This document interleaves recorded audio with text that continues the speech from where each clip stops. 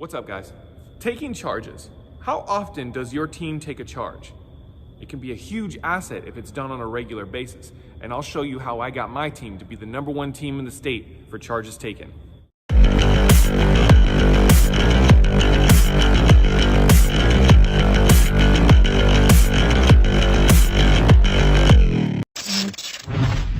Okay, so most of us coaches, probably the hardest thing about teaching a kid to take a charge is getting over the fear of being hit and or hitting the ground. I think that's probably the biggest thing that the kids have a problem with when taking a charge, is whether or not they have that fear of getting hit or how do they fall.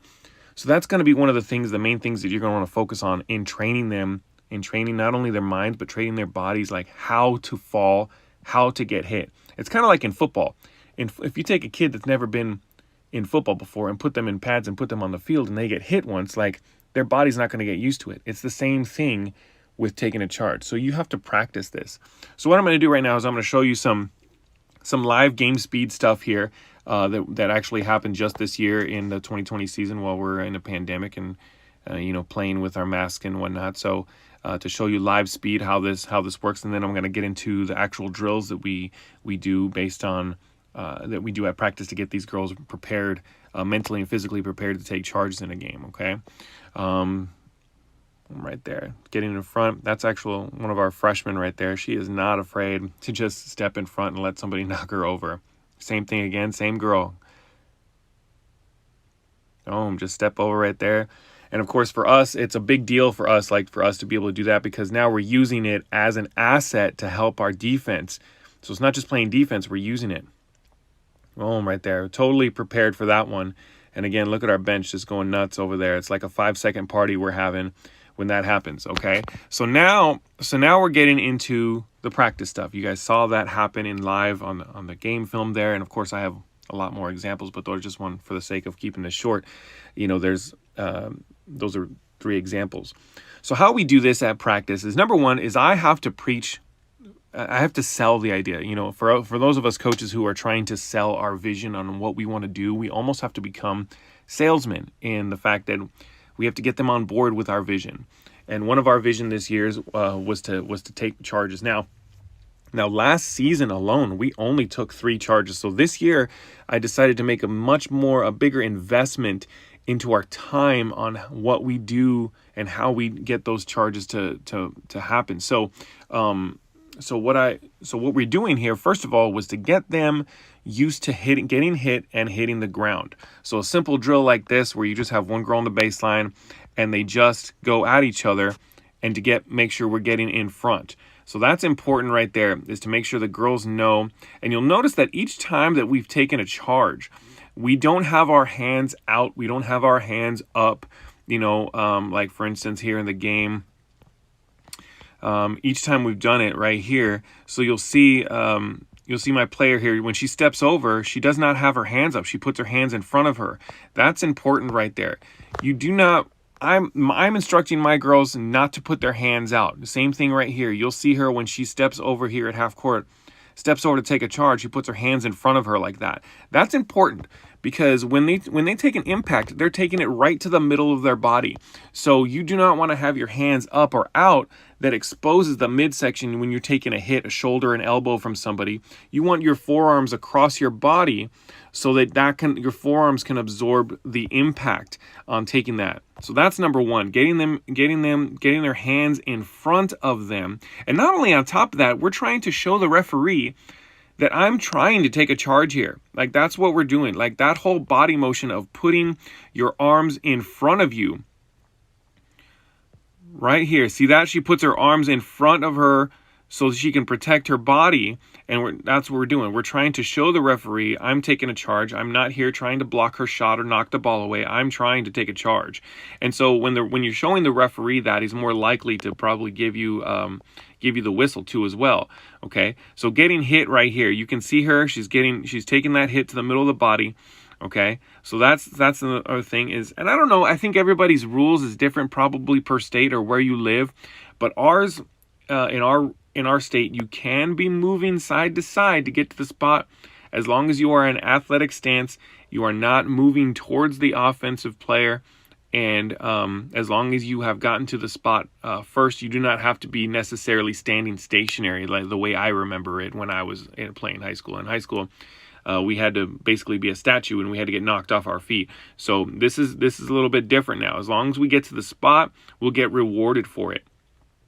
So getting hit in the middle, that's important. Getting your feet there first. A lot of girls want to go with the top body. You got to lead with the waist. That's important. Lead with the feet, lead with the waist. The top body will follow. Now notice right here is that as she's getting hit, her hands and her butt are going to go down to the floor. You see that right there? That's important too. You don't want them to fall straight backwards on their back, like a statue. You want them to hit the floor on their butt and then use their hands. See, put their hands back just like that and slide themselves backwards. So getting a good slide is important right there. Getting a good slide when they get hit, you can see right here, she's going to get hit her hands, get a good slide. So that's important, doing that over and over and over again and getting that slide, hitting their butt. You don't want them just to hit, the ground. You want them to slide back. That's important. And the more and more these kids do this, a lot of coaches, they'll say, well, what about, if a kid, falls back and hits their head? Well, it's just like anything else. The kid literally, if you don't know already, the kid literally has to learn how to fall. If they don't know how to fall correctly, yeah, you're right. They absolutely will probably hit their head. But the more they do this on a slower basis, do it slow, and then once we move to get faster and more game speed, then they get more easier. See this right here? Boom, she's gonna slide. Okay, so that's important to get that in the mindset. So here's again, this is a drill. We don't do it every day, but we do it pretty regularly. And once the girls see see what an asset it can be and how much it helps our defense, they're more willing to do it. Okay, now right here in front of us is, one of our girls taking, showing one of our younger players how to do it. And so, getting in that mindset of taking a charge is an asset. And once we are using it as an asset right there, like that was a good one right there. Stepping over, taking that hit. See the hands in right there? And then she's going to hit the floor and push back and then get a good slide. Same thing here. Hit, slide back. Okay, and again, doing this as, this is probably, I would say, maybe half speed, maybe or so that they're doing this at practice. Obviously, we're not trying to hurt each other at practice. We're just going over the motion and trying to get them in the habit of not being afraid. Like, that's got to be number one, not being afraid to do this. If these girls can take a hit and get up, and of course in the game when their adrenaline's pumping and stuff, they're not going to feel it as much as they think they will. So they're going to get up, it's going to be over in a millisecond, and it's going to make their teammates excited. It's going to allow them to play more, show more hustle on defense and things like that. So it's going to get them more playing time. And ultimately it's going to make them tougher too as well. So adding charges into your repertoire as a asset, as a weapon to be able to use on defense for the other team, especially if you got other teams, other players that have really good players that can get all the way to the bucket for a layup. Boy, this is crucial, because when the other team knows that you're not afraid to take a charge, they're less likely to come into the lane, or when they do, they stop because they don't want to get that foul. So it becomes a huge asset when the other team knows that you and anybody else on your team is ready and well prepared to take a charge. This stuff is just truly I think it's an underused asset. So when we invested a lot of time in it this year, we got our team to be the number one team in the state for charges taken.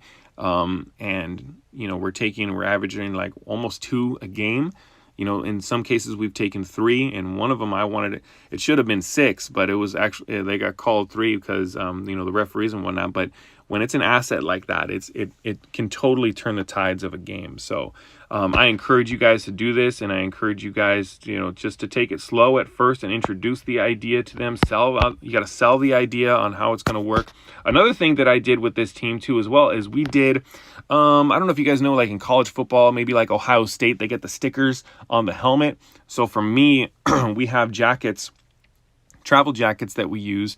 And so every time a girl takes a charge, they get a star on their jacket. It's a little iron-on, sew-on fabric star that they get. And so now my girls, and there's other ways to earn different stars and whatnot, but you should see some of these girls' jackets. Like, they're filled up across the front with stars, just like a football helmet is, and it's kind of showing off. So every time they take a charge, it's like a big deal because they've earned a star. And so that's one of the things that's kind of an incentive, to take a charge, to be on their toes all the time, to be able to do that. So that's it.